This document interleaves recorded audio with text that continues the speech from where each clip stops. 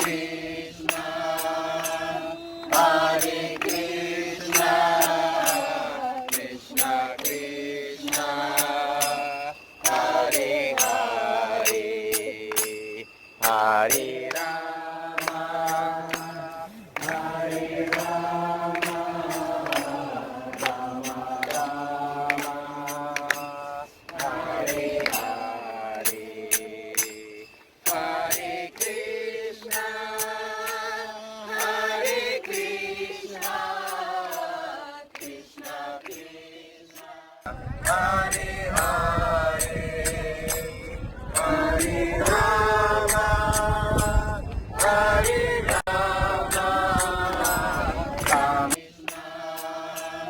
Hare Krishna, Krishna Krishna, Hare Hare, Hare Rama, Hare Rama,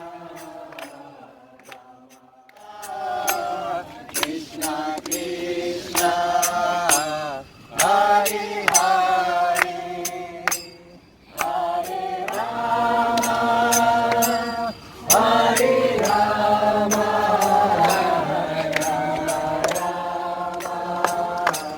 Hare Hare, Hare Krishna, Hare Krishna, Krishna Krishna, Hare Hare, Hare Rama, Hare Rama, Rama Rama,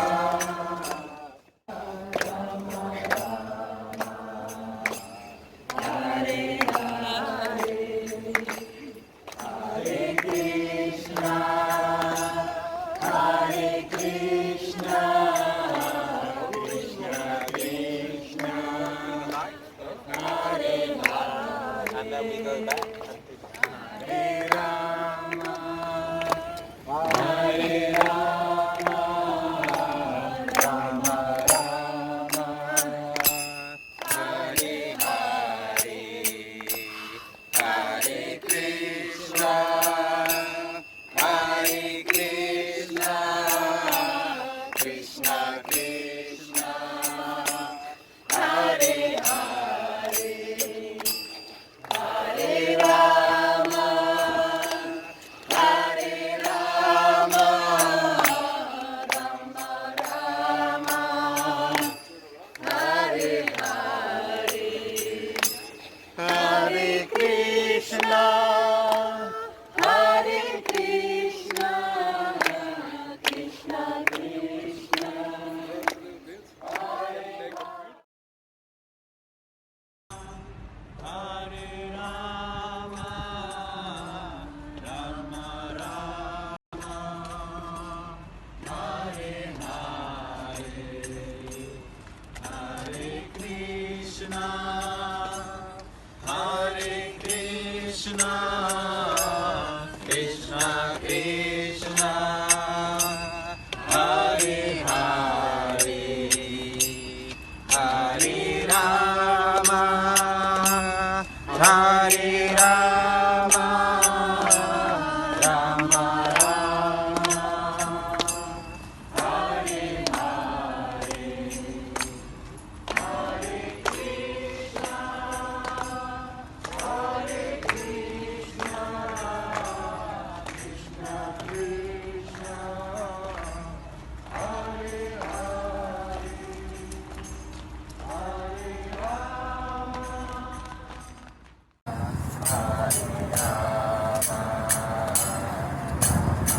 Hare Rama, Hare Hare, Hare Rama, Hare Rama, Rama Rama, Hare Hare, Hare Krishna.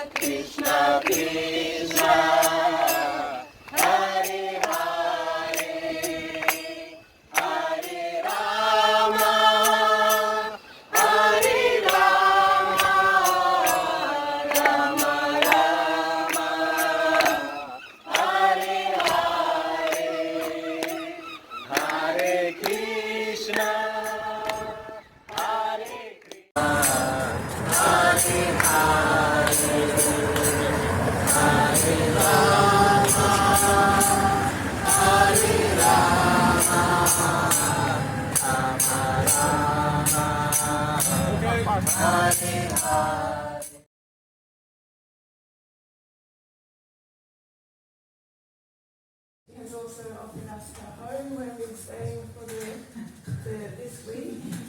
Because of Sarah's open heart, we've had the opportunity to gather and a lot of things have happened, and we've had a platform for spirituality in London to expand and to grow, and for people to have realizations, and for people to have experience of their heart opening and experiencing Bhagavan and being with Bhagavan. So we thank Zara very much with all our heart. And I want to thank all of you as well. Yeah, it's been beautiful for me to have everyone and to share the energy and have the opportunity to give and be in service and to share my love. So thank you to all of you as well. Thank you. Thank you.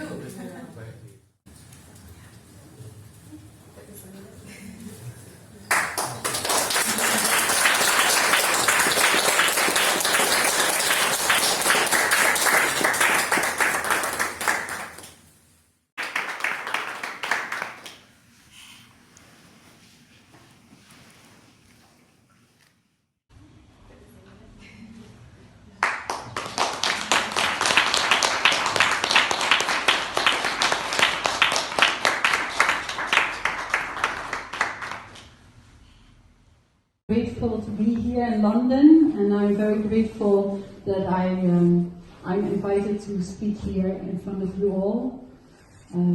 It's such a lovely place and a lovely event, so also thanks to the owner Zara that she gave this place for us to use. Thank you so much. So what I want to start with is a story I got from Bhagavan. He told this story, and it has a beautiful meaning inside. And I just love stories. So I like to share this story with you. It's about a lion. And this lioness actually, because it was a female, and she was pregnant. And of course the lion is hungry, and she was pregnant, so she needed food, and she was looking in the meadows, and there she saw some sheep grazing. So she thought, that's good food for me. So she entered there in the meadow, and suddenly this little baby lion came. So she had to give birth to it. By giving birth to it, she actually died. So this little baby lion was just left without a mother. So the sheep, they took over, and they took care of this little lion. So the lion grew up among the sheep, and the sheep took care of it. It got milk and it got grass. It learned to graze in the fields like the sheep. And by growing up among the sheep, it really felt like I'm a sheep, because it bleated like a sheep, man, and it was like walking like a sheep, and if there was danger, they were running away like sheep. It was just completely like a sheep. It forgot its own nature. So one day there was another lion coming, and this lion saw like, what is this? There's another lion among the sheep. What is happening here? It should eat the sheep, not being like a sheep and grazing. So he was like observing this, and when it came towards the sheep, it started also running away, like the other sheep. And he was like, oh, let me see what I want to get hold of that lion, you know. So when all the sheep were a little bit away and the lion was standing there, he just grabbed it, and the lion was so afraid. Oh, don't eat me. So the sheep lion was completely afraid. Don't eat me. And the lion said, I'm not going to eat you. I'm a lion, you're a lion. No. Man. It started blinking, you know, I was very afraid. And it's like, what are you doing? And you're a lion. So it pulled the lion towards a pond, and it said, look in the marriage. Look at your marriage, look at my marriage. We're the same. And he's like, he still could not grasp it. So the lion, he catch some meat, and he gave it to this sheep lion. And he gave the taste of meat. Like, taste it. This is what you normally eat. So slowly, this lion started realizing that it's actually a lion and not a sheep. So it started remembering who it really was. And that it was not a sheep, but that it was a lion. And that it could roar instead of bleating. So it roared, it learned from the other lion to roar. Roar! So it was very powerful. This power came back to this lion. And in the same way, we are actually like this sheep lion. We forgot our true nature. We forgot that we are actually a lion and not a sheep. We think we are this body, we think we are the mind, the thoughts, and all the things, but that's not who we are. We are actually this powerful, omnipresent existence, this pure consciousness, this all-pervading power inside. We are this Brahman, we are this soul. The lion is also the king of the jungle, you know, the king of the animals actually. But we are actually the king. We are God itself. Bhagavan is also saying always that man is God. We are God. We have this lion inside. Our soul is that. We are that. But we forgot. We forgot this. And we are moving around like sheep, bleating, eating grass. We forgot. We are afraid. Some danger is coming. We are running away. Where is our braveness? Where is our love? Where is our compassion? Where is this feeling of, I am this, I am that, Om Tat Sat, oh I am that. This is the power that's within us. We should search it within. We should wake up again.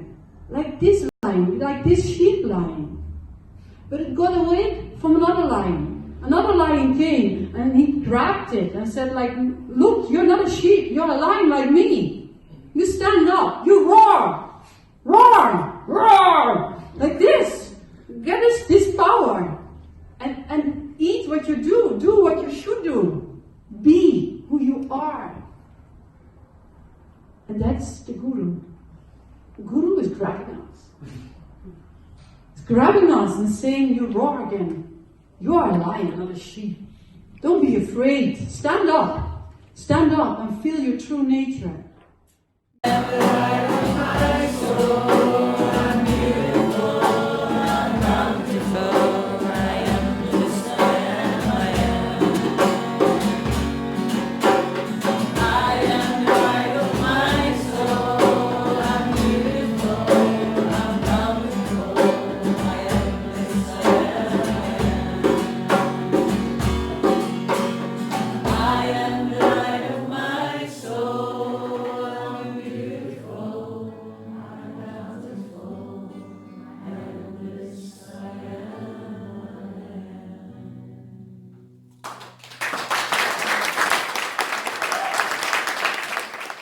From Bhagavan's place, a Bengali poet, His name is Rabindranath Tagore. Some of you may know him. He was the first Asian to win the Nobel Prize for Literature in 1913. And this long devotional poem called Gitanjali, Song Offerings, was what earned him that Nobel Prize. And I invite you to just fall into the words. These are beautiful words, offerings to the divine and offerings to my Guru. Rabindranath Tagore is one of Bhagavan's favorite poets. So this is from Gitanjali. Thou hast made me endless, such is thy pleasure. This frail vessel thou emptiest again and again, and fills it ever with fresh life. This little flute of a reed thou hast carried over hills and dales, and has breathed through it melodies eternally new. At the immortal touch of thy hands, my little heart loses its limits in joy, and gives birth to utterance ineffable. Thy infinite gifts come to me only on these very small hands of mine. Ages pass, and still thou pourest, and still there is room to fill.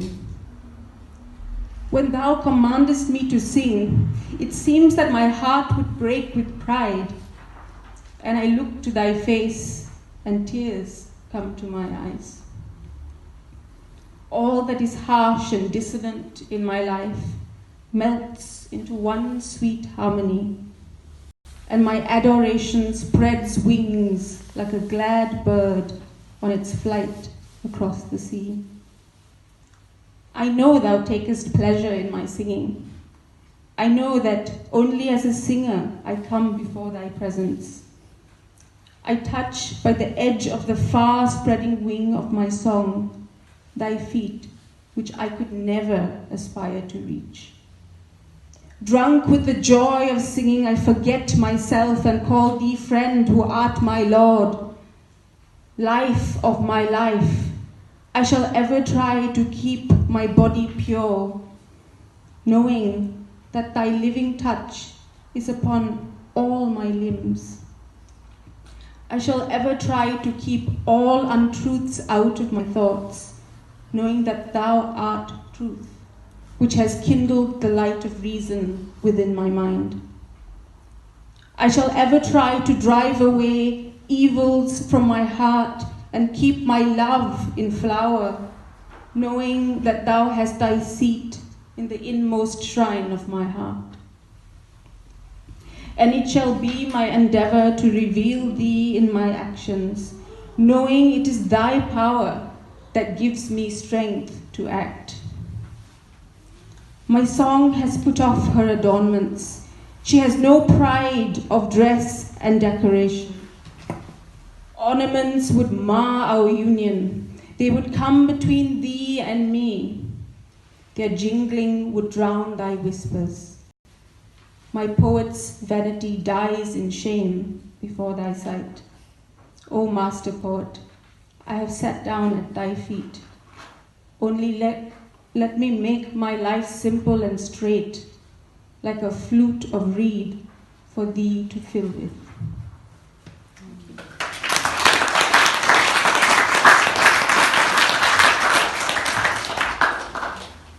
I'm just now reminded of the words of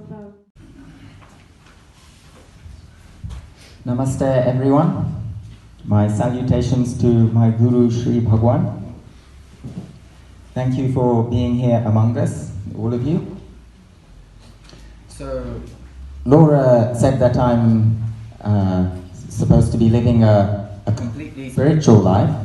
Now what does that mean? People have many misconceptions of what spirituality is, or how a spiritual life is lived. People have heard stories from thousands of years ago in which people left everything and they went to live in a cave on the top of the mountain, or they went to live in the jungle and never spoke with anybody. Their only company was mosquitoes. So this isn't appealing to many people. It doesn't seem practical to most people in living in a modern city, when they have families, when they have jobs, and so on.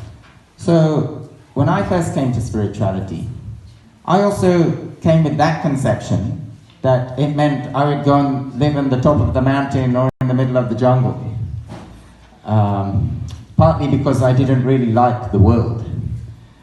However, I came to Bhagavan and saw that it's possible to live a spiritual life in a completely different way, in a way that's relevant and accessible to absolutely everybody in the world. So it's not necessary to run away from the city and from all your friends and family and go and live in the middle of the jungle. So in Bhagavan's case, he wasn't running away from the world. He went into the world and embraced it with wholehearted sincerity and love for everybody. So to reach the highest levels of spirituality, eventually we have to take a world-embracing attitude in which you are loving people, not hiding from people, not hiding from the world. So in my case, as Laura said, I've also taken sannyas, like the people that live in the caves or in the jungle with the mosquitoes, but I'm not hiding away over there. Bhagavan's asked me to mix with people, with everybody, talk with everybody, be accessible to everybody. So I'm still living in the world too, but I'm not of the world. The idea is that a spiritual person should be like a lotus flower. So a lotus flower lives in the mud, but because of its shiny nature, it doesn't get stained by the mud. The mud just drips off. So it's possible for everybody to practice in this way too. So it's not necessary to leave everything and just sit in a cave or in the middle of the jungle living a boring life. You can stay in the world, you can do all your activities, you can fulfill all your duties at work and in your family, but you can do it more wholeheartedly, with more love, and you can do it with more success also. So Bhagavan is actually not a sannyasi, as you can see. He's a householder, he wears normal clothes. He's still married, he lives with his wife. I visited many times over the last 15 years. He also has a daughter and a grandson who are often visiting. Now, what does it mean to be a spiritual person in the world? It means that you should become perfect in all your duties, in all your activities, in all your talks with everybody that surrounds you, at home, at the office, people you meet, and so on. So, what is the best thing that a husband can give to their wife, or to their mother, or to his children? It's not just financial stability. Just money is not even always necessary. I found that out myself. I've even practiced wandering around without using any money at all. And I always had somewhere to stay, somewhere to eat, so you can actually live without money. Now, what's more important than money or education is fulfillment. Ultimately, you'll only see your life as a success when you're dying if you have become fulfilled, or at least if you're more fulfilled than when you were born or when you were growing up. Often I hear people say that the happiest time of their life was when they were at school, because they didn't have much responsibility, they didn't have to go to work, they didn't have to be serious about life. I always felt that to be rather sad, because what I felt was that when I left school, when I left university, I now had the freedom to do whatever I liked. So, and I also lived a better life after that, because I had the possibility. But you have to overcome any fears you have, and you have to genuinely value your life. Most people don't seem to value their lives. They just live like robots, doing the same old things every day, and not really trying to fulfill their dreams. But it's possible to achieve that. So, it's possible to achieve that if you attain the realization of your true nature. You're not body, you're not mind, you're not intellect, you're not ego with all its limitations, you're not the sorrows in your mind. You're beyond that. You're the pure consciousness, beyond that which is of an infinite nature, the source of bliss, the source of love, and the source of wisdom. Now, if you come to be established in that knowledge, there's no limitation to what you can achieve in life. So one of the great inspirations of Bhagavan a long time ago was a sage called Swami Vivekananda, who was the first Indian sannyasi who went to Western countries to talk about Indian spirituality.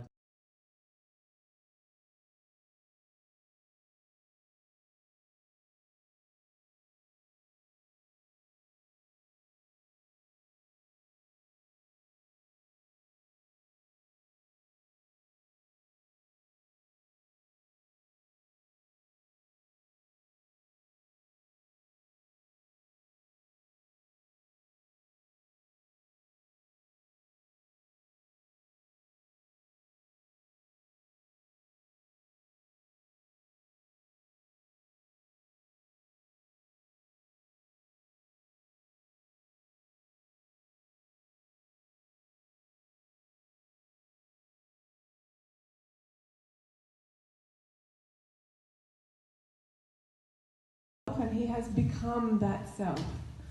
So the self is described in the scriptures as Satchit Ananda. So existence, knowledge, bliss of an absolute kind. Bhagavan himself is that. He has become that. And there is not a moment of time that passes where he forgets that he is that. Because he has completely become that, and this is because of that he can sit there and we can get some benefit from his spiritual knowledge and his spiritual journey. So Bhagavan himself has passed through a time of deep austerity, and he himself has done a lot of spiritual work to get him to where he is now, and he is sharing that with us. So he has come from Kolkata in India, where, as he said, his mother tongue is Bengali. So this song that we sung was in Bengali, so that's his mother tongue. Sometimes there are some words that are in Bengali that don't translate in English so well. The languages of India are very beautiful because they have these words like Satchidananda that describe the nature of the self.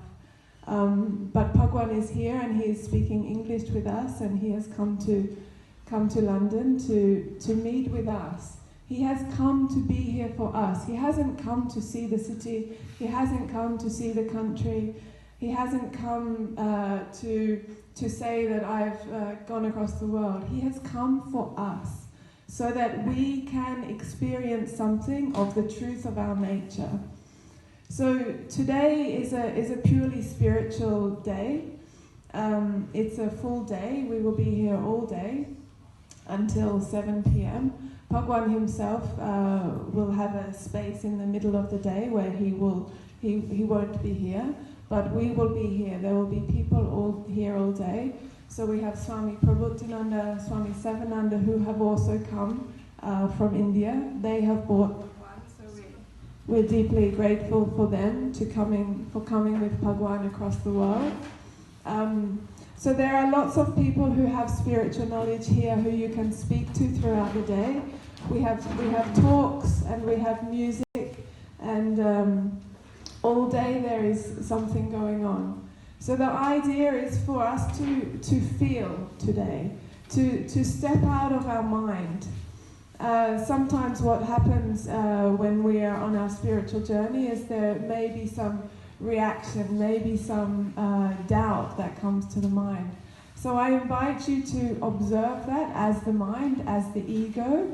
Observe it, but try to have a desire to go beyond that. Try to have a desire today to be completely in the heart and to be open to feel what can happen today. So what happens when we are amongst an enlightened master is that Bhagavan will speak to us. At some point today we will hear a lot from Bhagavan. The words of the Guru are not ordinary words. They are not words of the mind, they are not words of the intellect, they are not words of the ego. They are words that come directly from the self. They are words that come directly from the divine. So see the way that Bhagavan talks. See the way the words flow through him. They continue, they come with this flow of energy. They are a carrier of spiritual energy. In the same way, the songs, which shortly we will also sing another song, which we sing in the IVS centres, the International Vedanta Society centres, which is the Maha Mantra. We will sing this song shortly. This song is also a carrier of this spiritual energy. So join in with the words and feel what happens. Let your body move, clap, and try to be absorbed in the music. And try to be absorbed in today, what happens today. So when the Guru speaks, like I said before, they're not ordinary words. So try to feel the words. Try not to receive the words with the mind or with the ego, but try to receive the words with the heart. Try to receive the words with the heart. Open your heart and receive the words and feel the words. And take time today to observe Bhagavan. Observe him, how he speaks, how he is watching us. Feel what you can of his love. This program today, as we said, is love and oneness. Love and oneness. Bhagavan himself is an embodiment of love and oneness. So by being present to that today, we have an opportunity to experience that within ourselves, this love and oneness. Sometimes we pick up a spiritual book or we hear something said about what is the nature of the self, that I'm not the body, that I'm not the mind. And we think, yes, I know that, I've read that so many times. But the point is not to read it, not to analyze it from a mental point of view, but to feel it, to experience it, to open your heart and to really feel it. And the mind may react, as I said, but feel it. Go beyond that. Go inside and experience it. So shortly we will sing the Maha Mantra. This is a song that we sing in all the centres of IVS. So we can stand up, we can dance, we can sing, and we can join in with each other and blend our voices together to become one. Blend our voices and feel how the words come out of you. They come through you. It's not necessarily always generated.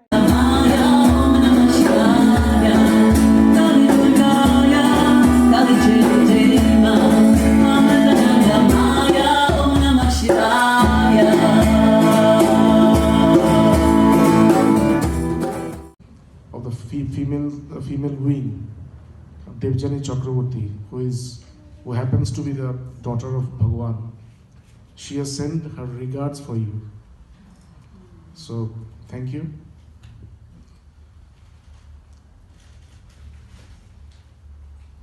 So we are here for a full day spiritual program organized by the International Vedanta Society UK. So what is Vedanta? What is the actual meaning of Vedanta? Vedanta this word Vedanta, it comes from this word Vedas. I think that we are all familiar with this word Veda. India is a land of Veda. Veda means which is known. Veda means in Sanskrit, every word that we utter, that we pronounce, comes from a root word. And that root word itself is the meaning of that word. So if you can know the root word of all the words that are used in Sanskrit, you know the meaning of that. And it comes with this whole essence. So when we talk about Vedas comes from this root word Veda.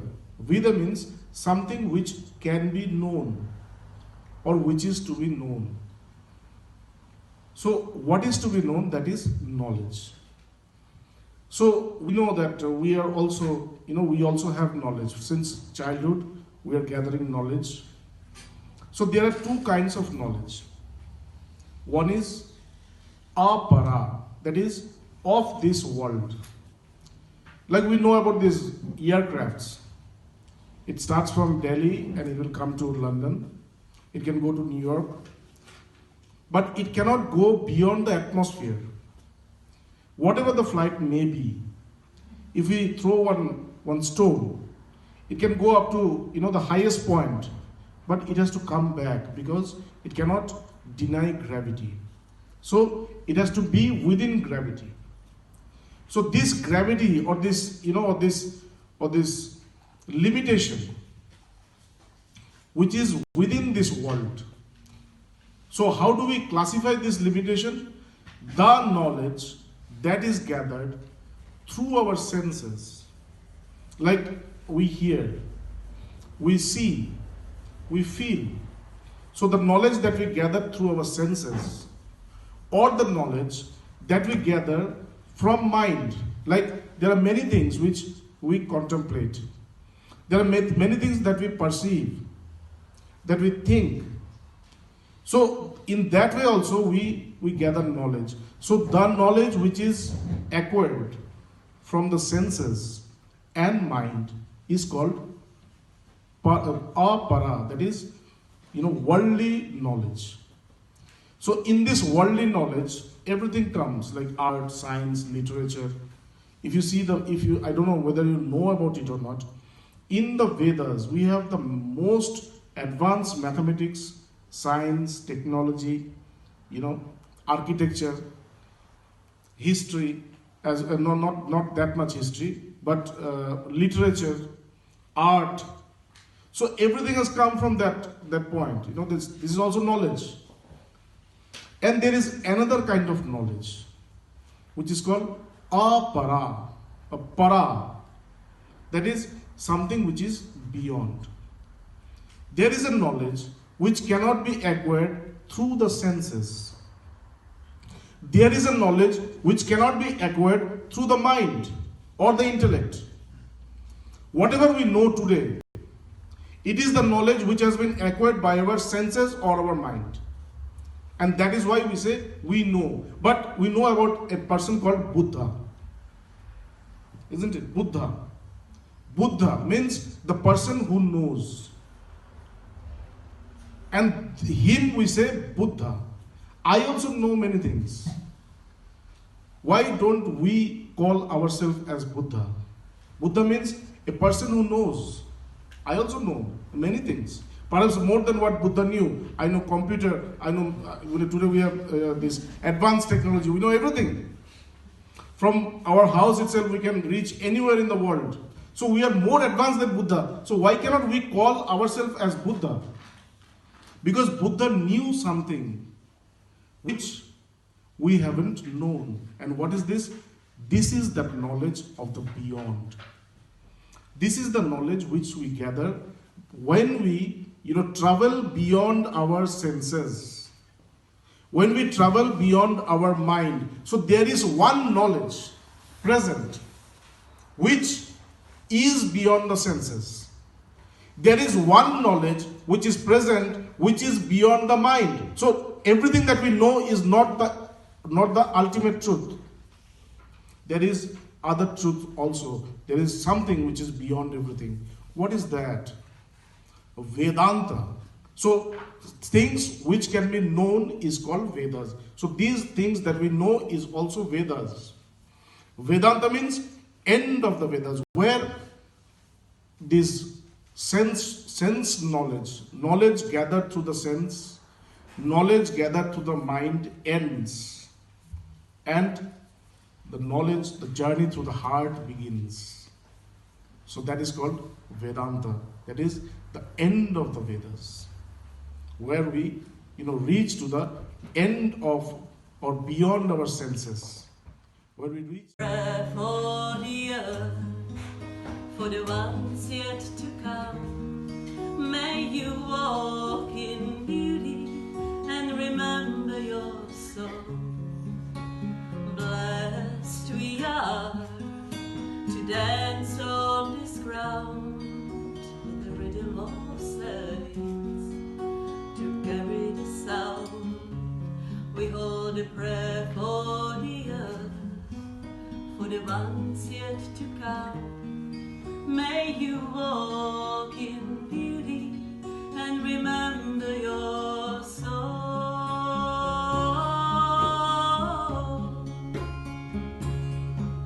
Remember why you came here. Remember your life is sacred.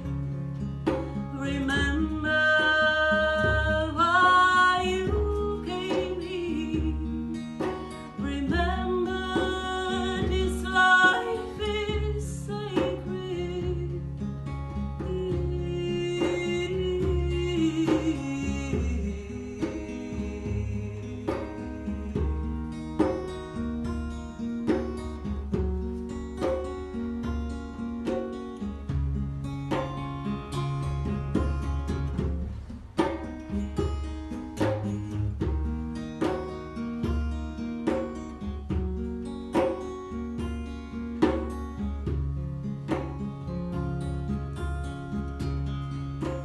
Blessed we are to dance on this ground with the rhythm of saints, to carry the sound.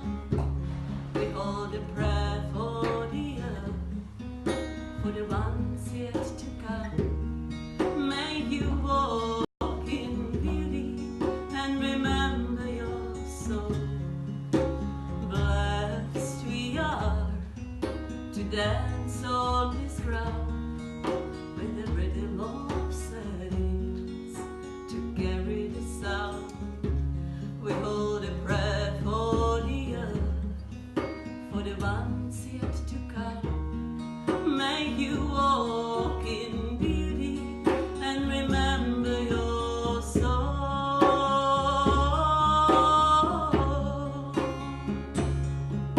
Remember why you came here. Remember your life is sacred. Remember why you came here. Remember all life is sacred.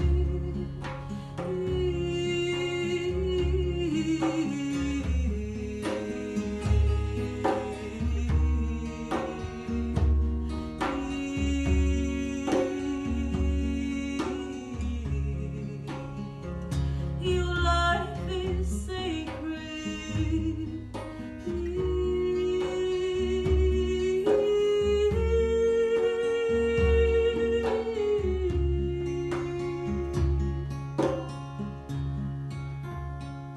Blessed we are.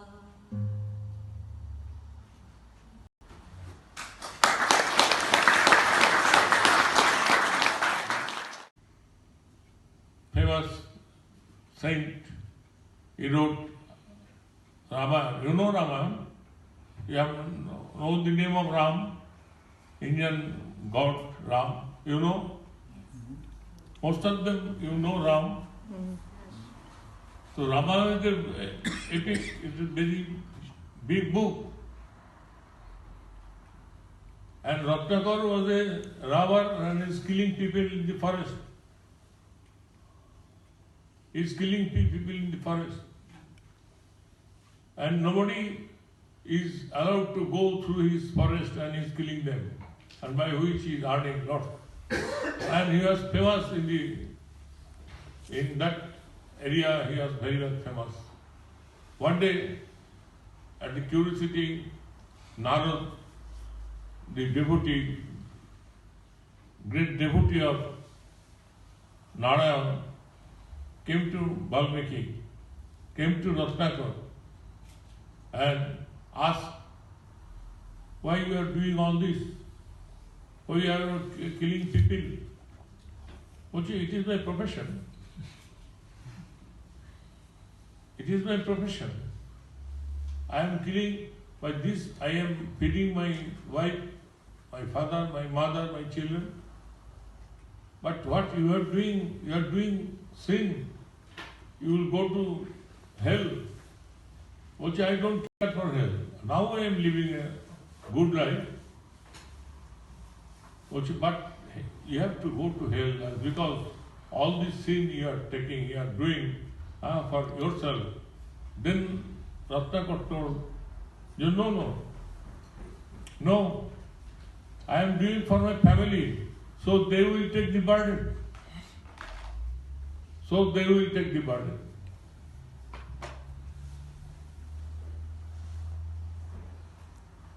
Narad asked, you go and ask your family members whether they can take your sin or not. You are crying, what are you doing? They will share it.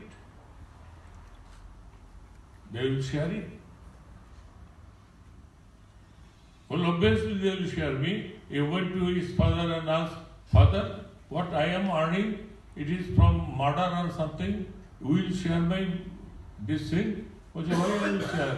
You are my son, you have to do your duty to feed me. Same reply was given by his wife, his mother, his kids, same reply. And he was astonished. Nobody is taking share. It is not a story. It is reality.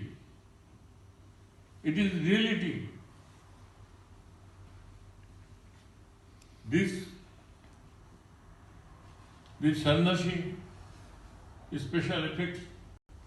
There is a special projection of this. Why they are special? They renounce their family. What for? They found that it is not true. They are intelligent. These 2-3 boys, they are very much intelligent. They found the world is not true. They renounce the world and roaming here and there, first class. Not like me. I am also chained, but they are not chained. They renounce the world. They chanting Krishna, they chanting Veda mantra. So then he came to Narada and asked Narada, nobody is going to take my share. It is the lesson we should have to take. We are all in Maya. That means illusion. That means ignorance. We are all like this. When I have a baby, I am seeing the face of my baby, I was very much happy. Very much happy. It was born. Oh, very much nice. But after a few days or few years, the total situation has changed. The boy is born and brought up, and after that he going to a girl and separated from our family. And these things are going on. We are not doing any family. We are not living in a family. We are creating family to divide it. And we are dividing. You are dividing. You cannot say this is my family. You cannot identify your actual real family members and name of the family. You cannot say. As because you are dividing the family, but you are telling that I create a family, I want to live in the family, but it is not true, and that is the Vedanta. You know the truth. I am not telling you to fade away from this place. You have to face and see the position. See the position. This is the position.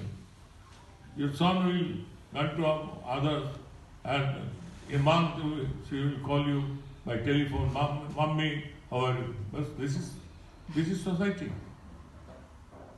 When Rome is burning, Nero is blowing fire. Is it not?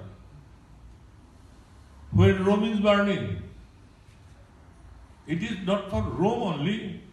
We are all burning. In this world, now the position of us, we are all burning. Amazon is burning in Brazil.